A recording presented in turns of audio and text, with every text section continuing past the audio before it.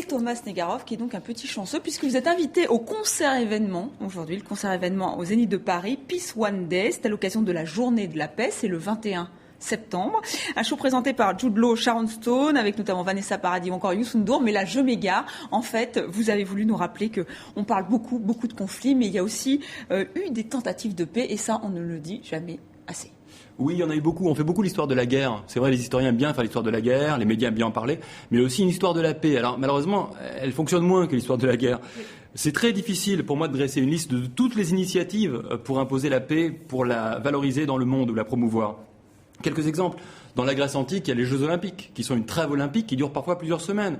Et puis au Moyen-Âge, il y a la trêve de Dieu. C'est une période très particulière, la trêve de Dieu. C'est la papauté, on a assez de voir des conflits entre chrétiens en Occident.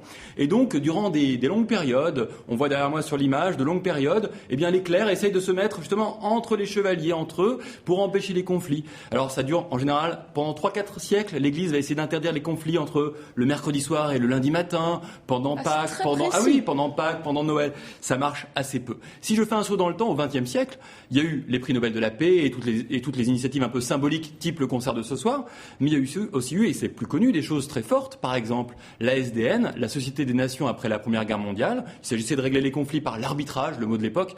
Ça n'a pas beaucoup fonctionné, puisqu'après la Première Guerre mondiale, la der des der, il y a eu la deuxième, donc c'était pas la dernière. Et puis il y a eu l'ONU, évidemment, avec les images derrière moi. L'ONU, qui a fonctionné moyennement, et qui a surtout inventé un concept qui était des soldats pour faire la paix, ce qui paraissait un peu paradoxal après la Seconde Guerre mondiale. Donc vous l'avez dit, plusieurs tentatives, mais beaucoup d'échecs. Oui, beaucoup d'échecs. Et je crois l'enfer est pavé de bonnes intentions. Et il y a un moment qui est terrible, c'est l'entre-deux-guerres. L'entre-deux-guerres en 1938, les démocraties libérales, poussées par un élan dit ultra-pacifiste en Europe, eh bien, se rendent à Munich et face à Hitler, se couchent littéralement devant ses exigences pour essayer de maintenir la paix. Et on le voit dans le journal derrière moi, dans Paris Soir, d'octobre 1938, le lendemain c'est la gloire, la paix, sauf qu'un an plus tard c'est la guerre. Donc on voit parfois que la recherche de la paix, je ne parle pas du concert de ce soir évidemment, mais peut malheureusement entraîner la guerre. Les démocraties libérales ne s'étaient donc pas préparées à la guerre, on sait ce qu'il est advenu après. Oui, alors donc Thomas, quand même, faites un petit effort. Vous avez bien des tentatives qui ont au moins réussi dans l'histoire, quelques petits espoirs de paix quand même. Vous voulez espérer ? Alors je vais vous donner 2 moyens d'espérer. Le premier, peut-être plus que le second. Le premier, c'est la construction européenne. On en parle en ce moment beaucoup en mal, les tensions au sujet des Roms, etc. Mais quand même, la construction européenne qui reposait sur l'idée que plus les économies sont interpénétrées les unes les autres, plus la guerre s'éloigne. C'est la vieille idée qu'on fait la guerre quand on n'est pas des alliés économiques. Donc ça a fonctionné. La période entre 1948, début de l'Union européenne, 51 ou 57 selon les dates, jusqu'à aujourd'hui, c'est la plus longue période de paix en Europe occidentale. Donc ça marche.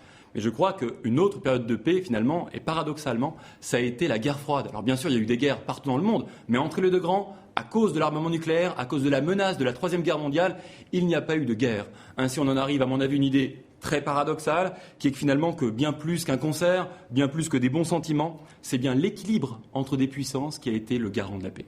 Voilà, et ce sera le mot de la fin de cette chronique. Donc bon concert, soyez sages avec Sharon Stone. Évidemment. Thomas, et on retrouve votre chronique sur votre blog, sur le site de TV5 Monde, tv5monde.com. Merci Thomas, à la semaine prochaine.